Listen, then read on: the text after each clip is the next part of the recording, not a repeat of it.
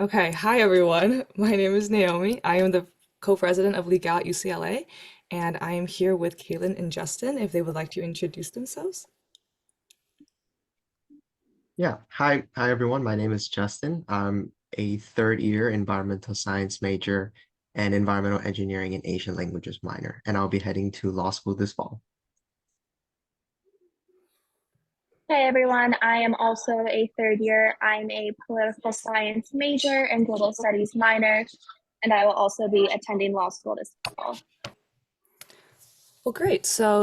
What's really interesting about Kaylin and Justin is that they're both graduating in 3 years, and then they're both KJDs. So they're going straight into law school without a gap year. So I was wondering, what made you guys decide on this path, or why did you guys decide no gap year for me, and let's graduate in 3, not 4 years?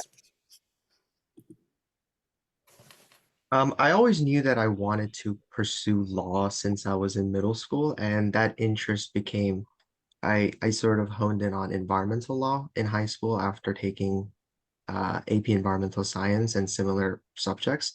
So it's a dream I've had for a while, and going into college, I knew that that's what I wanted to do. That's why I picked a major and minors that I picked. So there was never any doubt for me that so no need to, I didn't think that I needed to take a gap year to reaffirm my interest. Yeah, I mean, pretty much the exact same thing. I knew law is the career path that I wanted, and because I kind of already had that decision made, I didn't want to delay it any longer. I wanted to get to practicing as soon as possible. And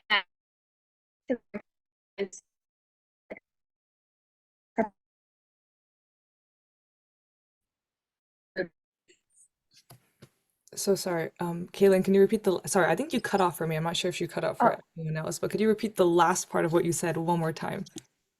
yeah, I had like a job since I was 16, so I felt like I already had like professional skills to kind of like help me in the initial parts of law school. So I just felt confident in pursuing my dreams right away. Yeah, absolutely. Well, that's great. Well, what do you guys think about a gap year? Like, would you think people should take it? Do you think it's better if they go straight in? I've heard both ways. I've heard people say like, "Oh, once you take a gap year, you don't want to go back to school anymore, so don't do it." But I've heard people go like, "No, gap years are great for work experience." So what do you guys think about gap years? Personally, I think if you want to go to law school bad enough, to put in the effort, then that gap year shouldn't deter you from, from using that time to gain work experience and studying for the LSAT and doing the application process. It is a good way to reaffirm your interest. And nowadays, because the admissions process is getting much more holistic than it did uh, in the past, admissions officers want to admit students that are hireable, people who are, who've already had that kind of work experience in addition to having stellar grades and a good test score.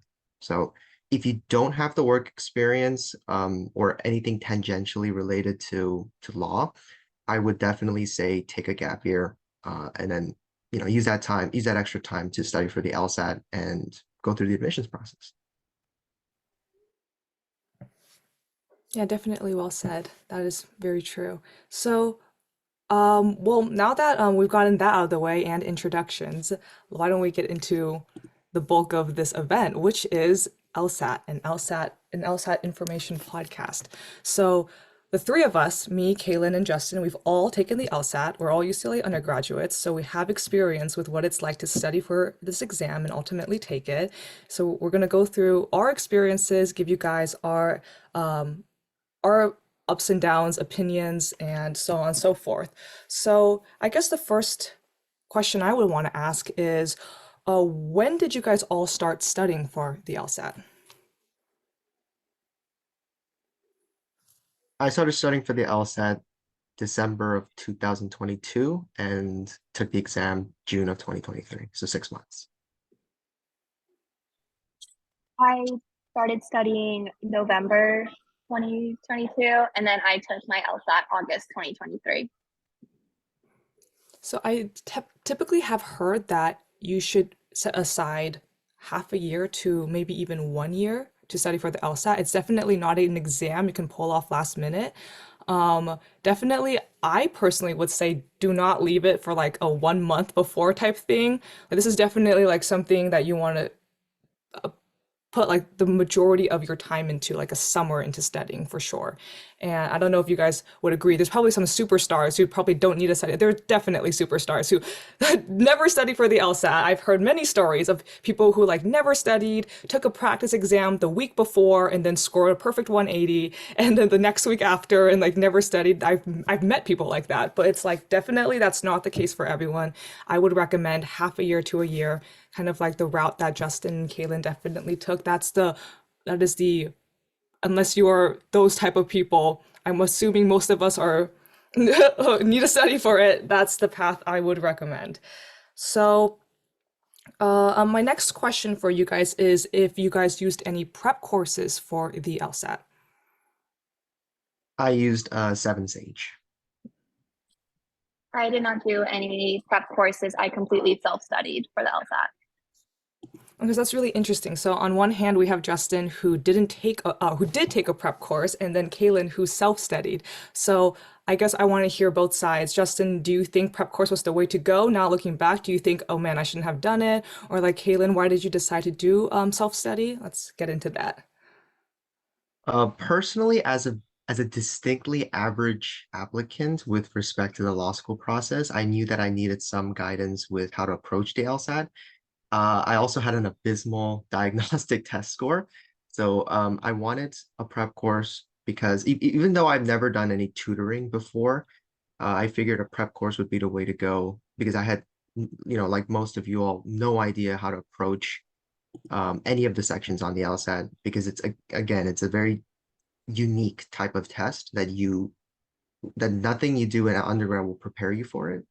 So mostly for the structure and sort of guidance. That's why I picked a prep course instead of self-studying. And then I chose self-studying for kind of a multitude of reasons. The first one is, as you'll learn, the application process for law school is insanely expensive. I personally was trying to save as much money as possible. And so I figured if I could self-study to get into the score range that I wanted without dropping a lot of money on prep courses, I would do that. As well as my friends say I'm like the most type A person you can get. And so I trusted my self-discipline of I'm going to do 30 minutes studying every day. I'm going to like read a chapter a day and just kind of do an LSAT like once a month. And so I trusted my self-discipline to like carry me through. So I honestly think like both paths are good. It's like just think about like what kind of like student you are and what learning habits work best for you. As well as like if financial it does matter at all as well. Yeah, definitely. I think those are two very true, but also different paths. I think if cost is a big issue, yeah, law school is expensive. LSAT exam, $222 a pop. I think the bar is like 3 grand. Is this true? Yeah. Applying for law schools, oh my goodness. I mean, like, Justin, I feel like I've talked to you about this too. Like, those rack up. So any like chance to save money is definitely a chance you should take. If you think you are like Halen, like a type A, like that's just, you think you can like convince yourself that like every day this is gonna be self-discipline. I'm gonna spend 30 minutes studying, then that's definitely the way to go. But I personally also took a prep course like Justin. I was also in the same boat where it was like I have no idea what reading comprehension and logic reasoning, like what is the logic games, like I need someone to like tell this to me and explain it. So like I need a prep course for like that like organizational aspect. But obviously, everyone is super different. So whatever way you guys choose to go, I mean, definitely like keep those in mind. But I guess another thing I wanted to ask was during your studying, obviously you get into a lot of ups and downs because the LSAT is quite the beast and you maybe have more downs than ups. So it's like, how do you guys stay consistent? How did you guys stay motivated to keep studying and ultimately taking this exam? That's a difficult question. Sometimes I'm looking back, I'm not really sure how I kept myself motivated, but I just always knew that this was the career path for me. maybe it was just that simple fact that kept me motivated. Um, I also didn't have a lot of, as a K, as most of us, well, if you apply as a KJD, you won't have a lot of work experience under your belt. You probably have a few internships, but nothing too substantive like working full time for a law firm. So at the same time I was studying the LSAT, I was doing two internships and a couple part-time jobs. And like if from an outside observer would say that that's kind of insane, but honestly, that's what kept me motivated. Those internships and part-time jobs actually served as a break for me from studying for the LSAT or studying for classes. But that's how I coped. And then for me, I pretty much just treated the LSAT like homework pretty much. So I have like a running to-do list that I have to do every day and always like check off my items. And I was like, I always have to check everything off. So it's just like getting like that little serotonin dose of just like checking off like, okay, I did my 30 minutes of studying. Like even if that was just like the bare minimum for today, like that's okay in the long term. As well as like the same thing, just being like keeping it going. And anytime you hit like a certain milestone, like definitely go and reward yourself. Like I know the first time I tested it, I did a practice test and I got in my goal range. I like my friend and I went and we got our nails done. So it's just like reward yourself throughout the process, being like, okay, I'm improving. Let's like keep up the good energy instead of like pushing myself more. Be like, you did really good. Let's celebrate this moment. And then tomorrow you can return to improving. That's actually a very good point. I think a lot of people, when they hit their goal score on their LSAT, their first initial thought is, let's keep studying. Let's just, oh, you did great on this exam. Let's do another one right now. And that leads into burnout, I feel. And that's another really critical issue that I feel like we should also address because burnout is so real. And the thing is, if you hit if you get like a burnout and you're studying for this exam, your score could actually start decreasing. And it has nothing to do with the fact that you as yourself aren't a good test taker or you're just not understanding the exam. It's solely just burnout. And so it's very like crucial to know when to you're doing good, break time, let's go reward yourself, or like, just take a step back. Because not most of the time, I don't want to say most of the time, but there's often times when you're not getting the score you want is actually because you have burnt out. So Justin, Kaylin, what do you guys think about that? Absolutely agree. That's why you shouldn't take tests like in success, like two or three successive tests like in a row. You should always space out your practice exams. That and also because there's limited number of practice exams. It's not endless. You only have about 100, I believe, right? About 100. So it's not only, pragmatic to space it out, so that you can save it throughout your study sessions. You definitely won't get the score you want if the only thing you do is take practice exams to just reaffirm that, oh, that's the score that I'm capable of getting. Um, yeah. So definitely agree with you. And then I would like also just say like keep trusting yourself throughout like the process too, because I know like I personally didn't get burnt out with the exam. I mean, once I was like done with it and I like walked out of the testing center, I was like, thank God I never have to do that again. But also like trust yourself too. Like some of us like it just might not burn you out. You might like find it fun or anything. So just like enjoy the process while you can. Like it is something you have to do, but if you try to find moments of enjoyment, I think that will it would stop any burnout coming sooner than possible. Yeah, absolutely. I think these are all great points and great advice. And so, speaking of burnout and scores declining, let's talk about scores plateauing. This is also another common situation students find themselves in. Well, they'll take a test and get the same score. The next test they take, it's the same score. Next test, it's the same score, and you're like, why am I not improving? Do you guys have any experience with this and or advice to share? Yes. So my score plateaued for about 2 months after the 3 month mark. And the I wouldn't say that there's one universal advice that I would give to everyone because again, everyone's learning style is different. But one thing that I did that helped me break that plateau was changing up my study routines. So in I can't really think of specific examples because this was a while back, but I just completely changed my study routines, the time of day that I studied, and mixing it up really, I guess, brought a fresh perspective to each aspect of the exam. And I think that's how I improved. Uh, like doing the same thing over and over again, it's kind of easy to get stuck in a rut. And that's probably one of the main reasons that contribute to those plateaus. I personally didn't experience the plateauing. Once I like hit my goal range and was like sitting in there, I was quite happy with that. But yeah, I would just say like kind of similar to Justin is just like keep going. Like it, you could. I very much think the LSAT is an exam that you can learn. It's very something you can master, especially. So it's just like keeping that like knowledge in your head. You're like, okay, like I can master this. Like treat it like a math exam. Like you can learn the formulas and you can make it work. And it's like when you get like that approach rather than just thinking like, oh, it's like an essay where it's like, yes, right, right, wrong. Maybe there's like an in-between answer. Treat it much more like this is a math exam or reading comprehension. Like the answer is in front of me. And I feel like sometimes that pushes through too. Is you're like, I can like master the skill. Like this is a skill I can 100% learn.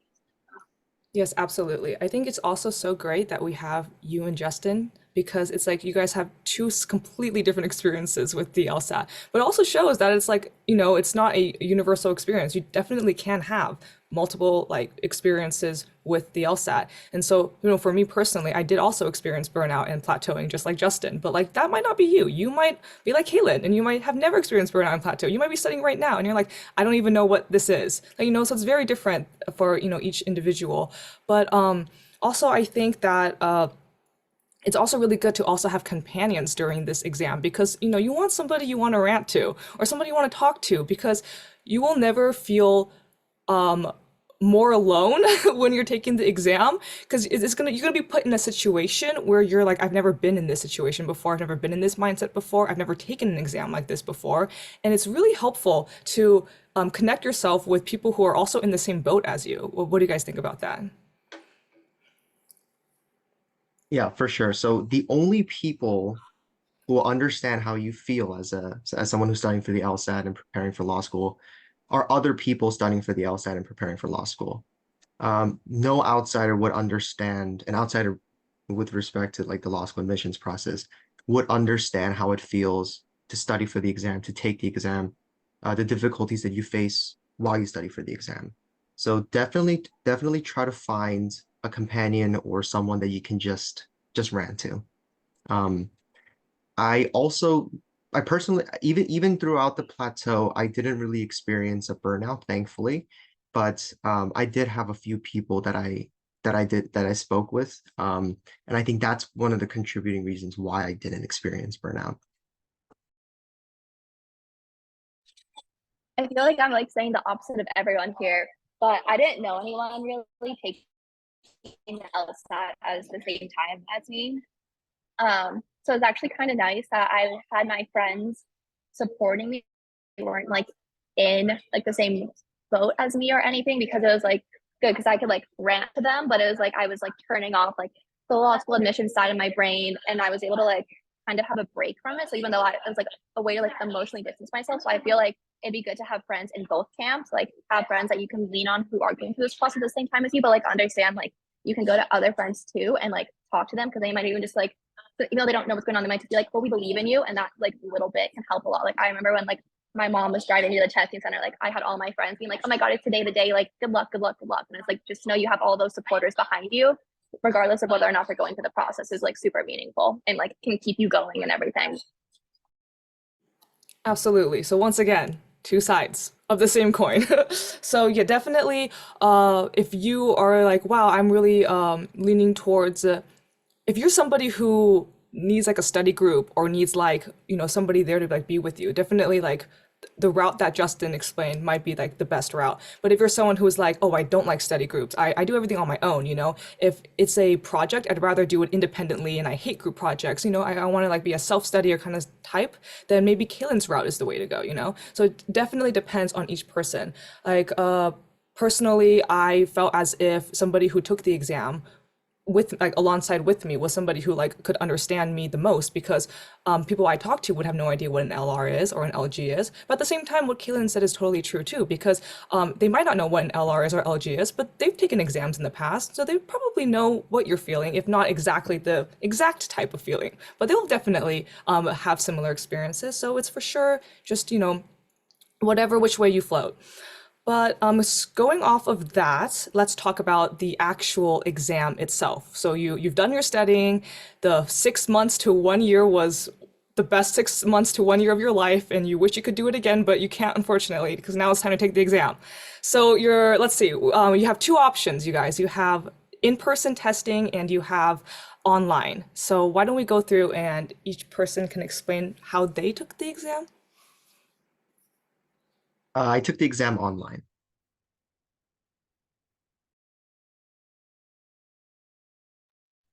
I took it in person in a testing center.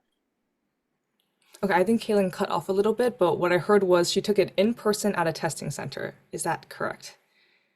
Okay, perfect. Yes. Yeah, so very two different sides. I also took it in person. And so I have conflicting opinions about both. And we can also get into that. But I think let's start with Justin first. Why did you choose online and was that beneficial for you? So I chose online because the prep course that I purchased advised that now that there is an online option, it might be beneficial to take the exam exactly where you studied. So find a space for the 6 months to a year that you dedicate to studying and hunker down. And on test day, use the exact same materials that you used to study, sitting on the exact same chair on the exact same table. So it'll it'll be as if you're taking another practice exam just with someone watching. And I guess psychologically it made sense and it felt beneficial. So that's the route that I chose. As an aside, the someone watching is your proctor, and we'll also get into that. Kaylin, what about you? I chose in person just for like a couple of reasons. The first one is I just felt like I would do better being like in that environment, just like completely like focused in my little copy, and then it can be like something I can like leave behind. Like I never like had like the LSAT like in like my bedroom or anything. Like it was like my personal space. So I was able to like keep that bubble away from it.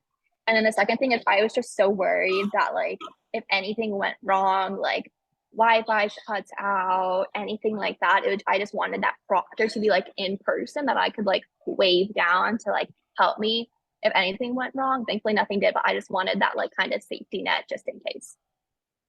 That is absolutely the same exact reason why I took it in person as well. My greatest fear was that if you are taking it online and something goes wrong, it's on you.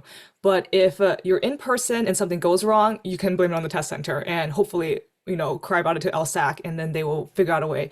But I think in both situations, if your computer crashes, let's say, and you're taking it online, there's definitely, you can contact your proctor, you can write a message to LSAC and they'll figure out a solution, but it won't be as quick. I've heard stories where people would take it online and then their test would crash and they'd sit there for 30 minutes to an hour with like nobody helping them. But if you were in person and something goes wrong, you have that immediate feedback or that immediate help from a proctor who's like in the room with you. So there's definitely different just different experiences, different outcomes, just a lot of pros and cons. There's definitely not one right answer. You're not gonna like it's not going to be like, oh, this like taking it online is more pros than cons and than taking it in person, but there's definitely just have to weigh your options and see which one. Sometimes it really is a gamble too. I know when I took it in person, nothing technologically went wrong. Everything was smooth, everything was fine, no Wi-Fi issues, did nothing crashed, but I did hear online things happen. I know, Justin, you said you had a situation of sorts when you took it online, if you wanted to talk about that. Yes. Thankfully, it wasn't as bad as losing 30 minutes to an hour of testing time. But the issue with online proctors is that they're not LSAC employees. LSAC hires a third-party company and they ask they use their proctor. So these proctors have like a list of instructions on how to like facilitate the exam, but they don't realize that even a minute or like losing a minute or two of like of one section means the different like means that you pretty much you're unable to answer like 5 or 6 questions, like the first 5 or 6 questions. That's how precious each minute is in the on the LSAT. But these proctors don't know that because again, they're not employed by LSAC. So I did lose a couple minutes of time, even no matter how prepared you are, the proctors like there it's very subjective because the proctors might want you to check under your desk again or check under your chair again or show your scratch paper again. Um, so I did lose a couple minutes because of that. And I guess the if you're opting for the online version, the best thing you can do is just be as prepared as possible and try to sort of deal with the situation as quickly as possible if a proctor asks you to pause and show them something or do something to secure your testing area while you're taking one of the sections. Because you're not getting that time back. They're not going to pause, the timer to ask you to do what they want you to do. So just trying to diffuse the situation as quickly as possible and preparing ahead of time. Yeah, that's honestly a fantastic response. I definitely think. I know Kaylin said she had no issues when she was in person, so maybe keeping that in mind if you guys decide maybe in person is the way to go. But yeah, absolutely what Justin said. The proctors, they've never taken the LSAT. They're just third parties. They don't understand. So you have 35 minutes for three sections that are scored. There's a fourth section, but it's not scored. It doesn't count. But you don't know which section that is. So pretend as if you have four gridded sections. And then each section can range anywhere from like 22, right, to like 25 questions, depending on if you're taking an LR section, an RC section, and an LG section, which is going away soon. So you might not even need to worry about that. But every minute absolutely counts. Every minute counts. So it's like you might think, wow, 35 minutes is just like more than half an hour. Like I've got this. But wow, boy, does 60 seconds really make a difference. And also, if you're taking the exam and you're like, locked in and focused, and then all of a sudden, your proctor comes over and says, let me see your scratch paper again, that throws off your mental focus. So it's stuff like that that, you really have to consider. I remember when I was taking my LSAT exam in person, my ID wasn't like straightened in a way that they liked. So they walked over and he tapped me on the shoulder and he had me pause my exam, which again, you cannot pause the exam. So actually, it was just a running timer. And then it was like, flip over your ID. I was like, oh, okay. So I flipped it over and he's like, okay. And then he walked away. And that interaction was like 8 seconds gone. And 8 seconds is so precious. So you want to make sure, you just, these things you can't really prepare for. But it's just that you have to come in understanding that there are some things you cannot control during the LSAT. That's the proctor you get. That's, whatever situation they throw your way. But, these are just things everyone has to deal with and you have to overcome. I also have heard stories on Reddit. If you guys go on Reddit and you read those, that's another forum that has quite the stories.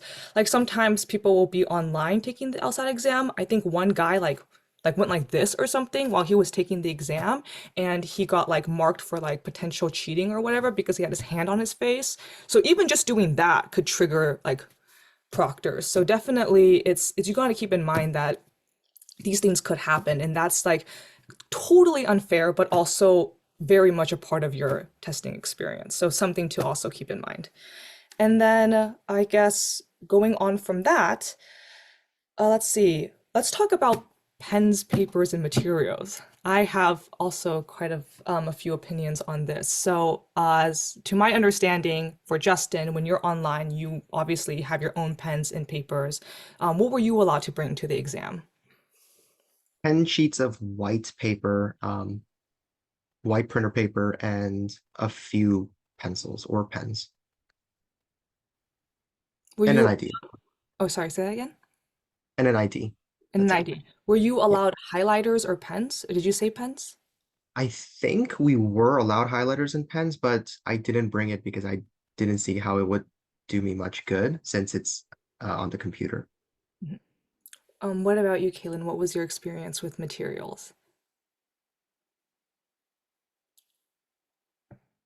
Uh, yeah, I was only allowed to bring like a water bottle into the testing center. Hmm. I was practicing with different pencils because I was worried they weren't going to let me use mechanical. Be ready to use whatever they give you. So you did like different colored paper, like some wooden pencil.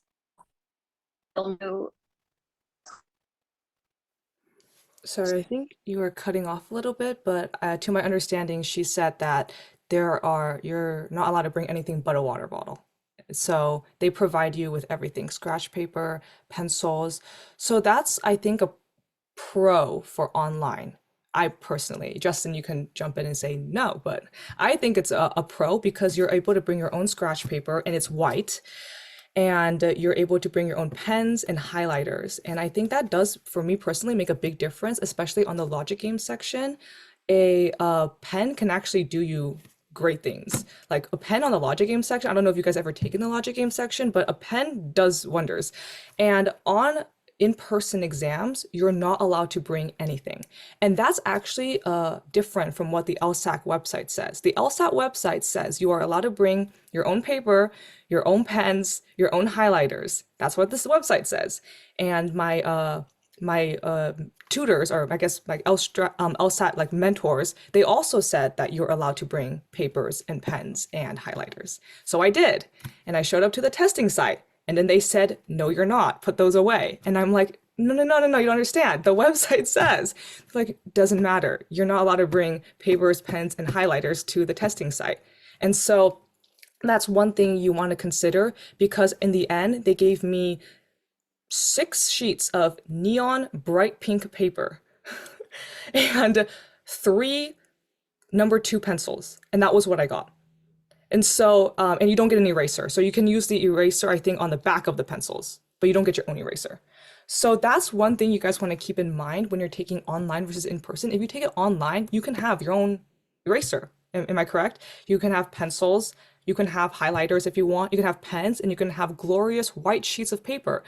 But if you go in person, you might get neon pink paper, which doesn't show up with lead very well. And you might get 3 pencils with like the little rubbery pink erasers at the end. You don't get the highlighters, even though the website says you do, you don't get your pens. So that is another consideration you want to keep in mind when making your decision of how you want to approach this exam, because the environment you choose to take this exam will differ greatly in your experiences. And there will be materials you can and cannot use depending on the the choices you make. So that's another thing you want to keep in mind. So why don't we start talking about post-exam now, right? So you've taken the exam, you killed it. You absolutely did a phenomenal job. You walk out, you're like, this is great. What is your initial feelings, you guys? Mm, I'd say the closest feeling that I can compare it to is just feeling numb, Hmm. um, emotionless, I guess. Not a sense of relief because I know what's coming next, getting the score and the actual admissions process. So just numb, slightly relieved that it's over. Um, and this might be, Stockholm syndrome setting in, but I kind of miss it. Um, yeah, just a mixture of those feelings, but mostly just numb and emotionless, personally. I know Kaylin said that her Wi-Fi is going out, but if she's able to unmute and say something, not sure how. Sorry, I just got back into the Zoom. What was the question? No worries at all. The question was, how did you feel post-exam? So you've taken it, you're walking out of the testing center. How are you feeling? Oh, I felt so good. I was so happy to be done with it. I like got home and I was ready to throw my books in like the trash can. Um, I think one thing to like really help with the LSAT is like the day of the exam, have something fun planned after. And that way you can just like completely throw it out of your mind. Like my mom and I planned we were going to go to our favorite lunch spot. And then afterwards we went to Barnes and Noble because I'm a really big reader. And so I got some new books. I know some of my friends like who like just took the LSAT in April, then went to like the beach after. And so I feel like if you have something to like look forward to post LSAT, it will kind of like keep you going and you can just kind of be like, yay, it's done. And then just like not think about it until the scores come out. Yeah, absolutely. Both valid experiences and also great tips. I think I mean, there's only two emotions you can feel walking out, right? You're either you feel bad or you feel good. And it honestly doesn't have anything to do with the actual performance. You could have probably done so well and scored really high on the LSAT, but then you come out and you're like, oh man, I feel terrible. And I think that was sort of the experience I had, similar to Justin's. Like, I took the exam and I walked out and I was like, wow, I am so drained. I'm gonna go home and take a nap. I was like, I don't even have the energy to celebrate. Maybe you do, and you can be like Kaylin, and you can go hit up your favorite book spot, which is honestly, maybe I should do that. I should have done that. But no, I was like, wow, I'm so tired. And I think a part of it has to do with the fact that you are studying so long and so hard for this exam, and it is so stressful, and that stress builds up, and then it's over, and then you're sitting there like, now what do I do? You spent the last half a year to 1 year consistently studying for the exam, and after one day, done. Like that schedule gone. And then you're sitting there like, now what? So you're definitely going to feel a lot of emotions. I cannot predict how you will feel walking out of that testing center, but you could feel like Justin, or you could feel like Kaylin, or you could feel like somewhere in the middle. And it's just something that you should expect going out, because there is going to be a lot of like there's going to be a lot of emotions, good or bad, coming out of the testing site. It is a 2-hour exam that you gotta really position yourself and have expectations for. But I guess that would be. Also, Oh yes. just to like also jump into like even like taking it wise, like take a break after too. Like I think one of my biggest mistakes is like day after is Saturday. I took it on Friday. I was Saturday. I was like, okay, time to write my personal statement. That was a mistake. Like I then got like very much writer's block for my personal statement. So like you completed one really big obstacle in the admissions process. Don't jump to the next thing. Like let yourself like fully recover. Give yourself like at least a weekend, maybe a week off before you jump into anything too. That way, like you don't get burnt out for other parts of the process as well. That is actually so true. And Justin, after you took your LSAT, what did you do the next day? I took my final, so that night was just a night of more studying. So I think if I recall correctly, you took your LSAT in June. Yes. So, yes, so right after that, we had good old finals week at UCLA. So that's also another thing you want to keep in mind, you guys, when you're picking the date to take your LSAT. Are you going to take it in June and you're going to have finals week, finals the next day, or are you going to take it in like say August when it's still summer session for UCLA? All of these are also very critical to your planning. It's not just studying for the exam, it's also strategizing when you take it, how you take it. These are all very important things to consider. So that is all the questions I have. I We have 20 minutes if anybody wants to unmute, ask a question, if they want to say a question in the chat. If not, I do have a list of questions prepared, but just wanted to open the floor if anybody wants to ask any questions. Or I guess I will start with the questions, and if there's any questions in the chat, we can. Oh, we got Emily. Emily's up here with the question. We have our first question. How was the LSAT writing section? Did you study for it? That is a great question, and often a very forgotten part of the LSAT, but also important. Why don't you go ahead, Caitlin? Yeah. First, just for those that don't know, you don't take, well, you can, but you don't take the writing section the day of the LSAT. It opens one day, 1 week before your date, and then it's due basically like whenever after. It's just you have to have that writing section submitted in order to get your score. Really, like you guys all go to UCLA, you all know how to write. You really don't need to study for it. I like looked at like what the prompt looked like, what their kind of structure is. I had like an idea of structure in my mind, and that's all I did for it. Because yes, admissions like do care about the writing sample. Like they might look at it. It might not be like the key part of your application, but you still want to put work into it. But like, don't let that be like super stressful. Like you're basically just making an argument and making like good evidence.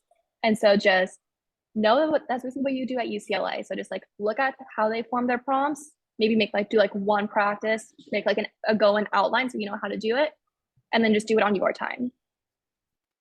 Yeah, completely agree with Kaylin. It's very formulaic and it's very easy as well. It They give you like two sides of an argument. You write an intro, you pick a side, you provide an argument. There's no right or wrong side. You can pick whichever one you want, and it's not necessarily easier or more difficult to argue for one side or the other. It's just really your preference, and then you write a conclusion. That's it. And it is turned into the admissions committees as a part of your LSAT score package, but it's not going to make or break your admissions decisions as long as you don't, you know, bomb the section. So um, I would advise like trying one or maybe one or two. Don't spend too much time on it. Just one or two practice problems. Just come up with a general outline of how you write argumentative essays and just go for it. Preferably before after test day if you want that break because you don't want to really focus on anything the week before the actual LSAT. So it's probably a good idea to put it off for about a week. Yes, absolutely, to what they both said. In case this was not clear, the writing section is online. There's no way you can do this in person. So they will have it on your LSAC account, and then you just log in, and then the timer starts, and then you just type, and then you submit it. And so I definitely agree. The priority is the actual exam. So even though it opens a week before your testing site, I would just ignore that thing until after you take your exam, and then you can focus your energy on the writing section. I've heard different opinions to how important the writing section is. On one hand, I've heard from my LSAT tutor who said this is not important at all. Like, don't study for it, don't care about it. This is like 1% of your application. It's whatever, just do it. But then on the other hand, I've heard from others that are saying that the LSAT writing section is the only section that they can confirm you did not use AI. Because your personal statements, you could use ChatGPT to write it and they don't have a way to confirm it. But the LSAT writing section is the only section that they know for a fact you did not use AI. And so it's really, in the sense, the only section where they can truly see your writing style. And so there might actually be a growing interest and a growing rate for the writing section. So you might want to keep that in mind. I mean, obviously, don't take it like for funsies and like kind of goof off and say, actually try, but just these things to consider when you're taking it. And let's see, we have a couple more questions in the chat. Uh, how did you manage? So we have one from Mia. How did you manage studying for the LSAT while focusing on school? This is a good question. I just I I don't have a very complicated or profound answer for this. I just really like school and studying. So, and full disclosure, I don't have a social life. So this was really fun for me. Like I wish I can go back and go to school from like I commute, so like 5 in the morning and then come home at 7 at night and then have dinner and then study for the LSAT from like 9 p.m. to 3 a.m. Like that's what gets me going. Um, yeah. Honestly, like pretty similar to that. Like treat the LSAT like homework. Like I remember winter quarter was like my first quarter where I was like really studying it. I didn't have any classes on Fridays, so I had the same room at YRL booked from 1 to 3. And so I turned my LSAT into a class. I was like, every Friday, Kaylin, like you have to go to the library and you're going to be studying for the LSAT for at least these 2 hours. And so it's just like if you add it to your schedule and you just like make sure like time manage, like it's completely doable. Like it's really like it's scary, but like you guys like you we're on the quarter system. We're used to like cramming and studying and like constantly going. And it's just like you add like the LSAT to like that list and you're fine. Like you can totally manage it. Yeah, I second that. Because UCLA is on the quarter system, you all are already prepared for like the demanding aspects of the LSAT, which is the amount of time that you put in, the amount of effort that you have to put in for such a short amount of time compared to studying for a class. But definitely treat it as a class, as like your fifth or sixth class. Um, and as long as this is one of the reasons why we all advise you to spend 6 months to a year on this. Don't try to cram everything into like 2 or 3 month study period. Really spread it out. That way you're only studying like maybe, even if you're studying every day, if you spread it out for a period of 6 months, you're really only studying for about 4 or 5 hours. And that's really not that much. If that's also the amount of time that you spend studying for your classes as well.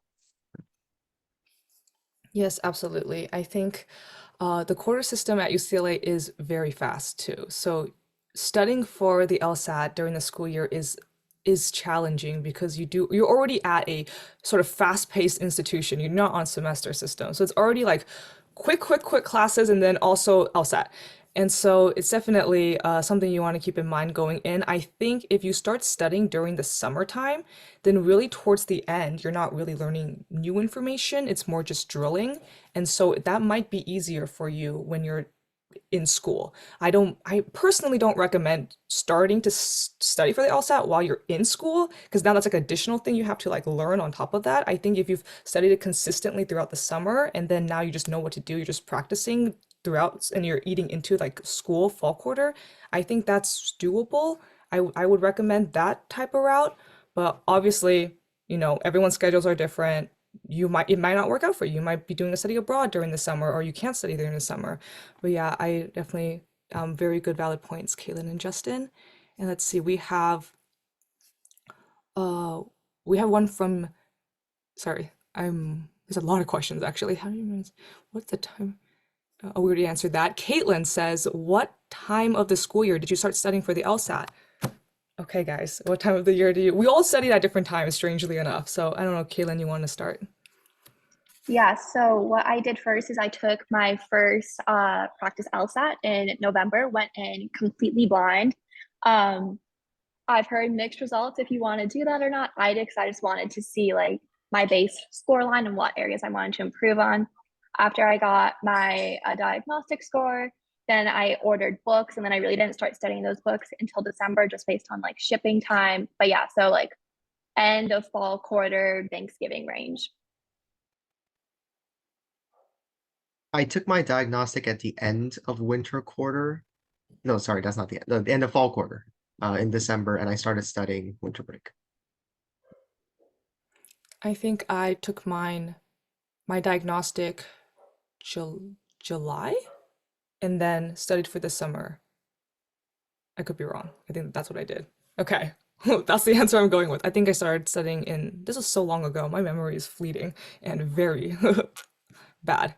But yeah, I remember I was like, I'm going to focus on my quarter first, get that out of the way. Summer's coming, and I'll devote my entire being into this exam. Let's see. Okay, our next question is from Aurora. She says, "You three are so amazing." Thank you, Aurora. That's great to know. Very encouraging.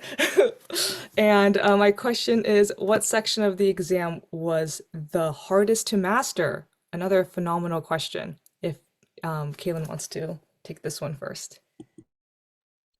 Yeah, the hardest to master probably would me be for me would be logical reasoning. I think logic games is like everyone says like that's where you're gonna start the lowest, but I think that's the one that's easiest to master because you learn the methods and you just start drilling them. But for me, logic reasoning was the harder because I'd always get it down to like two options, and then I had to learn to trust my gut rather than second guessing myself. So I think that's why it took me so long to master that section. The most difficult section for me was RC. And sections like LG, it's very learnable and it's something that you've never done before. So even though you're going into it blind, all you have to do is learn the section and then you'll do great at it. But reading comprehension is something that we've been doing since we were very, very young. So we have a lot of, we have our own personal reading habits and our, you know, text analysis habits. And you have to change all of that because reading comp on the LSAT is very different from reading comp in middle school, high school, college, and even other grad schools. It's very specific to the LSAT. So you'd have to sort of, unless you have that, LSAT reading comp analysis skills already, you have to uproot your current reading habits, your analysis habits, and really do it the LSAT way. So I think that was difficult. That's why RC was most difficult for me. Both very true points. I heard for logic games, LG, it is the section people do the worst on in diagnostics, but it is the most easily improved upon.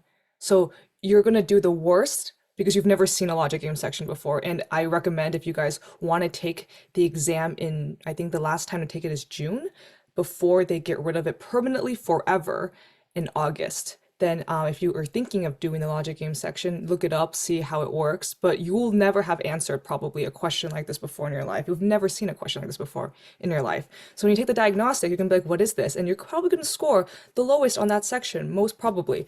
But it's also the section that is so easy to improve upon. You're going to see that score skyrocket. Like that's the one section where people can confidently get like zero wrong. Like that's the one section where it's the easiest to get -0, -1 on, because it's just a very like, once you understand it, you can do it. I think for LR and RC might be, at least in my opinion, the hardest to get -0 on. I don't know if Justin and Kaylin are like, nope, I only get -0s on RCs. What are you talking about, Naomi? But I don't think when I was studying, I ever got -0. I think once I got like, yeah, I've never gotten a -0 on an RC. I don't know if maybe your experiences are different, but LG easiest for -0. Then I would rate like LR next, and then RC. That's for me personally was probably the toughest section. I don't know if you guys wanted to add anything with that. I'm gonna go with no. This is okay. What I'm just saying is super valid, right, guys? No. Yeah, I completely agree with that ranking, the LG, RC. I think I've gotten -0 once on RC, and that that was supposedly the easiest practice exam.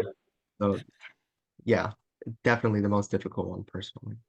And personally, for me, I've gotten -0 on LG and LR. I have never gotten -0 on RC. I don't think I ever will. That is just a beast in of itself in an already crazy exam. Right. I think that is, no, just kidding. We have more questions. How many pieces of paper? Oh, did Kaylin, do you already answer this one? Yes, okay, I'll Yeah, just, but there is one from Jasmine in the chat. oh, perfect. Jasmine asked, do you think it is doable to take the LSAT in September before applying the same fall?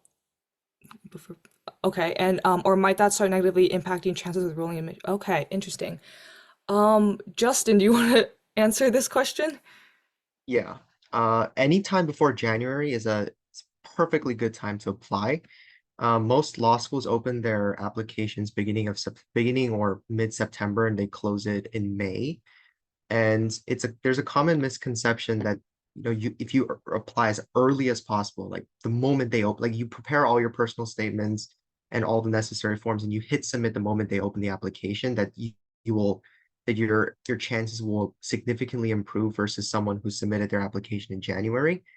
That's not true. As long as you submitted around January, you're in a really good spot. But the most important thing is that you get the score, like the highest possible score that you can obtain based on, your practice exam trends. You do not want to rush it. Once you know the moment you know you hit that roof, then start applying. And if you need to take that fall quarter to continue studying or retaking and taking the exam in December, that's completely fine. Uh, you don't have to apply like September to maximize your chances. These law schools want, two most important things are LSAT and GPA, and they want to make sure that they secure their medians. So if you want to do as best as you possibly can, and if that means retaking in December, you definitely should prioritize that.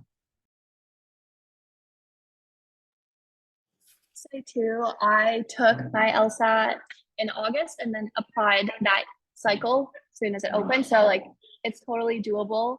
You don't need to have like be super far in advance. And then yeah, there's not too much of like a significant advantage to applying early, but I would say just from some things that I've heard from deans, it does help like a little bit the sooner you apply, just because if you think about it more from demographics kind of standpoint, they're like, okay, we need to hit one person from like each state. And so it's like if they haven't hit that state yet and your file comes in, they might be like, oh my God, finally, like this is perfect. They're filling anything we want and they have that state that we need. We're gonna push them along faster. And so it's like it's better to kind of have it in like that regard, but like definitely like prioritize like the LSAT, make sure you're happy with your score, make sure your personal statement, all your other supplementary essays are like as good as they can be. Like there's no more edits you can do because at the end of the day, like you want your application to have as much like quality as possible rather than just being like, oh, well, I submitted like the day it opened. Like, no, like put quality first and foremost. Yes, definitely. I think to add on top of both what Kayla and Justin's been saying, I've heard this before from like test prep masters, so I'll just say it again. Uh, they were asked if you would you rather get a 1 point score increase on your LSAT, but submit your application 2 months later, or not have that 1 point increase and submit it 2 months earlier, your law school application. And they all said, I would rather that 1 point increase. So take with that what you will, what that means to you. But yeah, these test prep masters say they would rather a 1 point increase on the LSAT than to submit their application to law schools 2 months earlier. But to also um, add on top of that with what Kaylin is saying is that it's a rolling admissions for sure. So just statistically, like in mathematically, like if the later you wait, the less seats there are. That's just how it is. So it's rolling admissions. They your file comes in and then they accept or deny you, but the further you wait, the less spots there are. So there's also something to keep in mind for that. And then I think we answered Emily's question. Did you guys both apply in beginning of September? I know Justin applied in September, correct? And then Kaylin applied also in September. No, I was in the range between October and Mm, November. that's right. That's right. Okay, so yes, that's typically the range people do recommend. I think anything before January or like in January, Justin said, is also a good stopping point. I think once you enter February, you're like, oh, you're starting to get tight. Yep. So that's that was all the questions. Thank you guys so much for coming to this event and for asking all those great questions. Um, I think there's one last question for Monica. oh, So oh, you're so right. So sorry, Monica. I did not see that. Okay, Monica asks, is it better to take 2 gap years to take time to study, or can you master it within a summer? Caitlin, would you like to take this question first? Yeah. I think it's entirely up to you. Like, you know your study habits best, you know your learning habits best, and also like your priorities in life. So like if 2 years of like 2 years doing work and then studying at night for the LSAT's gonna work for you, do that. If you trust yourself to like study during the summer, also do that too. You can also, if you want, you can try to do the studying during the summer before your senior year. And if that doesn't work, then you can always resort to doing a gap year. But like, there's so many different paths to law school, and every path is completely valid. So like, just do whatever you feel comfortable with. Don't feel like you have to like do a certain path just because that's how someone else did it. absolutely, I could not have said it better. It's very personalized. It's up to you, depending on whether you want to just go straight through or do you want that work experience. And yes, there are plenty of people who can master it in the summer, as Naomi said. But for me personally, and I think for the majority of people, it's probably a good idea to dedicate 6 months to a year studying for the LSAT. It's also financially pragmatic to do so because you don't want to risk it after. You don't want to sort of half-ass the studying process. If that doesn't work for you and then you take the exam, you don't score well and you have to retake it, it's a huge waste of money. So you want to make sure that you're in a good spot, you have a good understanding of the exam, and that there's a series of practice exam scores that show you that this is the range of scores that you're going to get on test day. You want to have all of that before you take the actual exam. It's a huge financial investment. Absolutely. I also could not agree more. But I think also to add on top of that, as someone who has interviewed quite a handful of like attorneys, we've had events with the deans of admissions for like law schools.